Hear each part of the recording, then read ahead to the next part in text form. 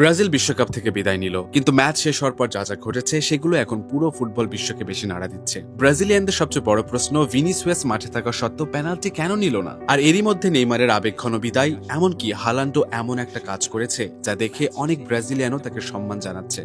তো ম্যাচের মাত্র 14 মিনিটের মাথায় ব্রাজিল পেনাল্টি পায়। সবাই ভাবছিল বলটা যাবে ভিনিসিয়াসের পায়ে, কিন্তু অবাক করে দিয়ে শট দিতে আসেন ব্রুনো গিমারায়েস, আর সেই পেনাল্টি মিস। ম্যাচ শেষে এই একটা প্রশ্নে রীতিমতো চাপে পড়ে যান কোচ কার্লো আনচেলত্তি। তিনি তখন জানান এটি কোনো হঠাৎ সিদ্ধান্ত ছিল না, দলের আগে থেকে একটা পেনাল্টি ওয়ার্ডার ঠিক করা ছিল। সেখানে প্রথমে ছিলেন নেইমার, এরপর রাফিনহা। দুজনেই তখন মাঠে না থাকায় তৃতীয় নাম ছিল ব্রুনো গিমারায়েসের, তাই তাকেই দায়িত্ব দেওয়া হয়েছিল। পরে ভিনিসিয়াস কোচের সিদ্ধান্তকে সমর্থন দিয়ে বলেন, ব্রুনো ট্রেনিং এ আমার চেয়ে ভালো পেনাল্টি নিচ্ছিল। আর এরপর আসে সবচেয়ে আবেগঘন মুহূর্ত।